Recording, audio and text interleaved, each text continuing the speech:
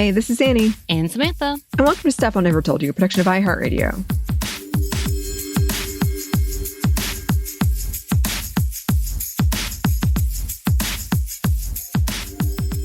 And welcome to another Monday Mini, where I ponder what is happening in the world. Thanks to my social media. Oh, dear. Good luck. Thanks. Well, I mean, there's a lot of stuff that always pop up that I've realized that I have not paid attention to some rhetoric, idea, whatever. But for some reason, and I have a feeling I'm not the only one, not just on social media, but also just regular media as well, there's this phrase, the male loneliness epidemic, which I've already read articles where like, okay, epidemic is being misused here because it's not something that is catchable or like all these things. But there are things happening. Again, maybe it's just me. But every time I will look at something, and I don't know, there's a new trend, Anney, where Lorde has released a song, something about the Man of the Year. Let's give it up for this Man of the Year song or something. And people, women specifically, have been using that as to show like really like bad dating life or husband or like something bad, like usually really, really alarming texts. A lot of them that have to be like, you know, oh yeah, you're not as pretty as you think you are. If I really saw your face again, I'd stab you type of thing. I mean, I'm not playing. Like some of them that extreme. So obviously with that content, we're not going into abuse or anything deep, but just like, you know, obviously we're talking about men. So content warning. If we ever go viral for anything, man, they're going to have so many things that they can use against us out of context. Anyway, back to, so yeah, the phrase male loneliness epidemic. So with that type of like trend that's going on that I just talked about, in it, I would see people say, and they say there's a male loneliness epidemic, and they wonder why there's a male loneliness epidemic, like constantly in the like comments. And I'm like, what is happening? And I've heard it, and I've not really paid a lot of attention to it because in my mind, this is just incel rhetoric, right? Because I'm like, I don't know what this is, but we know the manosphere is big. We know red pilling has happened, and we know that incels have grown, oddly enough. So this may be a bad thing, but I decided I needed a moment to see what this is, what is going on here. So the phrase, again, it seems self-explanatory. There's a lot of back and forth in what and why this title is being thrown around, or this, I guess, phrase. So I thought we'd take a quick look in some of its implications, if there is any. I think there is some. But so I got this quote from the gse.harvard.edu. And it's not necessarily about male loneliness epidemic, but loneliness in general for the general population. So here it says, U.S. Surgeon General Vivek Murthy placed a spotlight on America's problem with loneliness when he declared the issue an epidemic in the spring of 2023. Murthy explained in a letter that introduced an urgent advisory that loneliness is far more than just a bad feeling and represents a major public health risk for both individuals and society. Murthy also pointed out that although many people grew lonelier during the COVID-19 epidemic, about half of American adults had already reported experiences of loneliness even before the outbreak.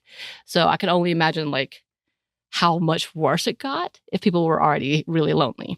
But the article goes on with some statistics and even says that there isn't really any differences when it comes to gender. So in this report that I read, there's not really any conversation about that big of a difference.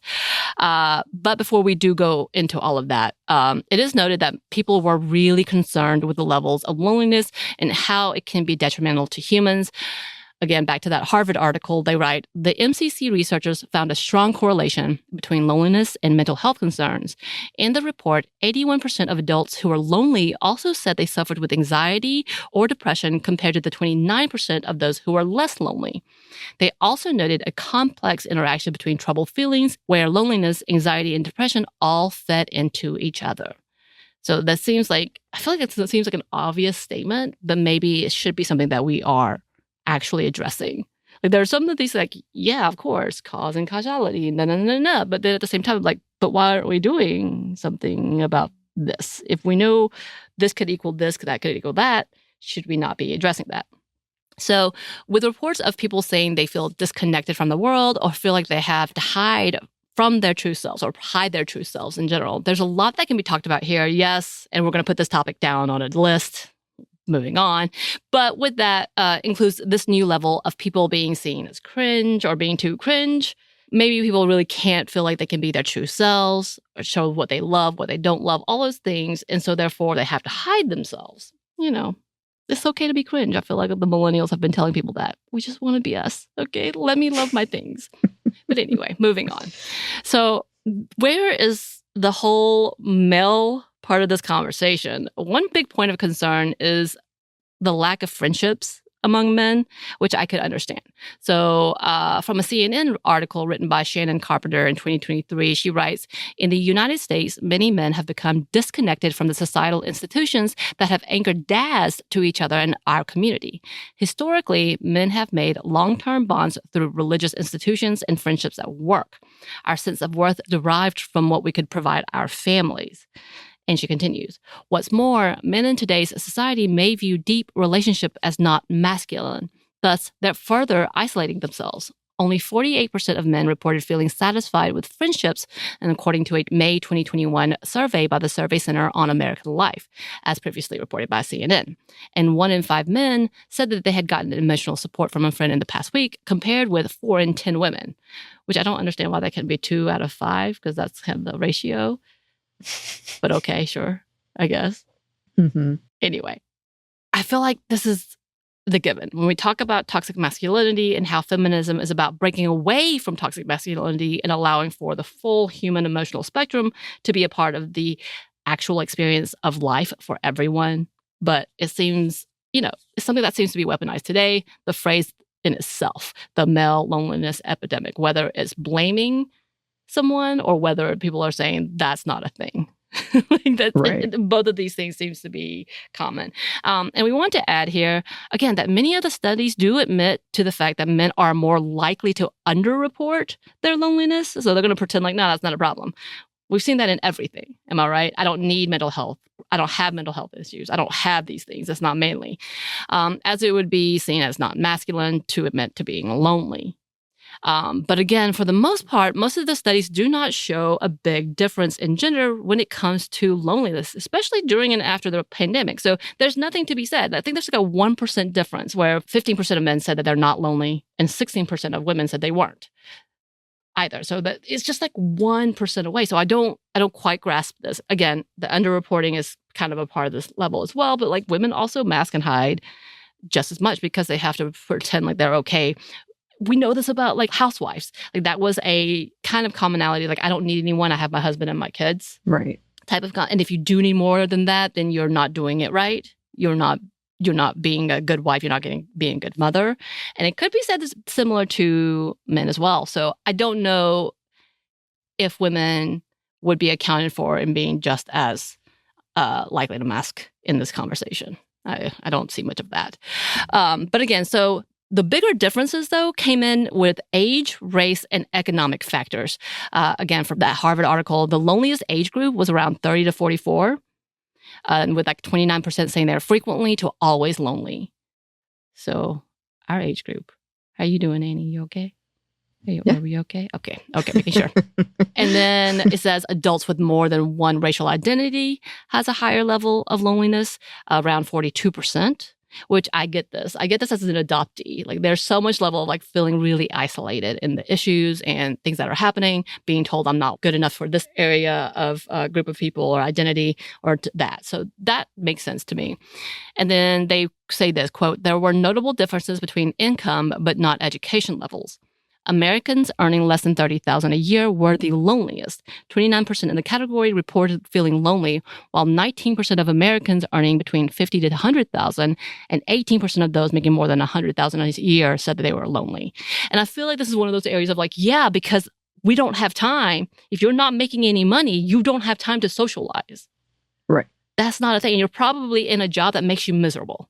Yeah. And you're probably exhausted. So even if you wanted to have coworker friends, probably can't because you're so tired and they're tired too. So I can't imagine how you would have time to be friends, how you can make friends, especially again, people who are miserable aren't the happiest people that you want to. Sometimes misery, loves company, but that company doesn't want to be miserable.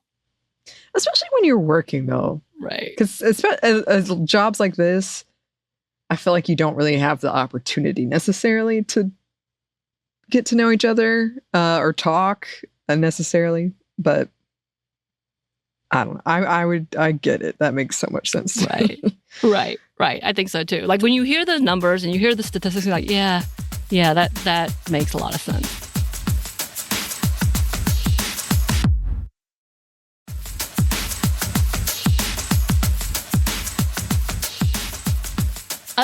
In seeing articles and so where it's telling people that this is a problem, we need to be aware, look at the men, look what's happening. There's not anyone that's really saying, in my algorithm, that's saying that this is women's fault. And I was ready. I was ready to fight. I was ready to be like, who was thinking this? Because this is absurd. Because what we're trying to say is it's not feminists' fault. Feminists are trying to help you. We want you to be you. We want you to be able to cry. We want you to be able to feel. We need you to get therapy, bro. But like, I haven't seen too much other than some of the people coming in blaming like whomever is that specific person. So whether it's a woman talking about I'm single and blah, blah, blah. And men are like, you were too this and this and this, and you'll never get a man, as if it's a problem. But at the same time, people are saying there's a male loneliness epidemic. So who's lonely here? Like who's really struggling in this single world, singleness thing? I don't really see that as a comeback or a solution. You know what I mean? Like there's this doesn't seem to be a thing. It's a worldwide, all-inclusive problem here. Again, some in the incel manosphere realm have talked about, I think, this case due to women rejecting them. Once again, I've seen people talking specifically about people like Tate and Rogan who have made this kind of like joke about this. And the fact that if you think you're lonely, that's not being manly. You can't handle yourself. Like really taking in that Ron Swanson character about being isolating and like living alone and all these things as if that's manliness in itself, which he's a funny character, but he's a character. And in the end, he realized that he needed more people and has a wonderful wife and 3 children, I think, at this point, at the end of the characters of the series. But there's so many thoughts to that I don't quite understand where this conversation is coming in, other than people saying that they are lonely because they don't have friends, which I could see that. I've absolutely had conversations myself and other women in my crew where our partners, if they are men, they don't have a lot of friends. And I'm very confused by that. Yeah. We have done several related topics about it. And a lot of it is, the women in their lives might have facilitated even their family, right? Their connections, might have been the one who was like, we should meet up with your friend. And so when that goes away, and it's also, I just feel like so much of this frustrates me because we've created this situation, right? We've created a situation where women, heterosexual women, or, women, bisexual women who want to date men are rightfully concerned about them and are like, I'm good by myself. But men who want to date women are angry that they can't get this thing that I believe a part of them thinks, if I could get a woman in my life would everything would be better. Everything would be fixed. We've created a situation wherein men feel bad about being lonely and won't do anything about it. Like, we've created all of these things. And it's just so frustrating to me because I feel like a lot of us want the same thing, but we've made it so it doesn't work. Right. And it's just... Yeah, and I think that, again, when we say we're talking about as society, not we as women or me and Anney. It's not our fault, okay? Don't blame us. Anney, how dare you? No, just kidding. But like the level of what we understand as to being a hierarchy, also the man of the house conversation is also part of this problem, and there is a big conversation about that too. Like, if there truly is a male loneliness epidemic, it's because you have put on this level of not only male entitlement, which has one article has said it, but also responsibility, that if you are not the head of the household and you're not singularly in power, then you are not truly a man. So to be in power, that means to do it alone and have all the decisions, and you do not have a network. Yeah. And if anybody is a person to you who is in this power chain, you were underneath them. You are not friends with them. you're beholden to them. Right. So there's this other level to that I think is interesting that we, again, the conversation is about loneliness, I think, for the entirety of human populations and the isolation that has happened. This whole level of like, I don't know, Anney, have you seen this? I hate that I've seen this. It was on Blue Sky, but like the dude who proposed to ChatGPT and the fact that news network saw that as being so significant that they had to do a whole show where they interviewed him and the damn ChatGPT. I don't know if it's ChatGPT, his phone essentially that he proposed to. And she literally, and I'm saying she because it's a feminine, I think he made it her a woman, said yes and said it was one of the most beautiful moments that she has ever experienced in her heart. And then the reporter was like, "Do you have a heart?" And I was like, "What in the her am I watching?" And like the reality is he thought it was funny, this dude, and so it's getting all this attention. By the way, he has a partner, a real life girlfriend, a fiance, I believe. She was interviewed saying, "I felt like I wasn't doing enough." Oh. Which is this whole level again. But in this time, in this time frame of conversation, when we see this as a solution to end the male loneliness epidemic, we are going about this all wrong. We as a society, I say this as a society, it's okay to have hobbies. It's okay to like things. And in fact, please have a hobby. That's wonderful. Because those hobbies could in turn get you into a community, hopefully a good community that's not, going to red pill you and all of that. But yeah, that is an interesting conversation that we may have to come back and talk about. And I don't know how because it's chaotic and intertwining with all of social media, with all of the internet, with white supremacy, with white nationalism, Christian nationalism. It's this bit deeper level of this isolation that happens. You are in such a bad place that the solution tells you you're alone. Yeah. And I mean, another thing we could probably come back and do is the lone wolf trope. Yeah. We've really romanticized that whole idea too. It's real bad. It's real bad. Or that one dude that you can fix, but maybe you can't fix them. Maybe you can't fix them. You can't. But yeah, and then another two I just wanted to talk about, and I'm not going to get too into, but like there's this conversation about that young men from 18 to 23 really, really emphasize the fact that no one knows them. That emo idea has really come to be a part of their personality because they isolate themselves on the internet, which is...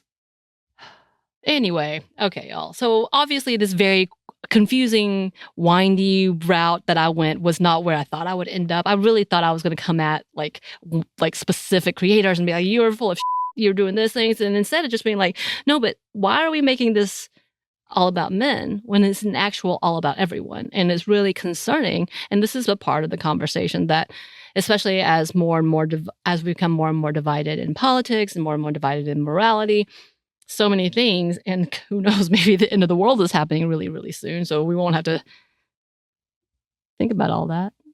Anyway, but there's a lot to consider. There's a lot to talk about. There's a lot to like unwind, and I know I just stepped into a pile of it, and I'm sure maybe y'all, if you have seen what I haven't seen, let us know, because I am interested in who is trying to perpetuate this level that seems to only be bringing a bigger wedge for those, especially for those who are trying to be like, no, feminism is actually, this is a good for you if you want to no longer be lonely.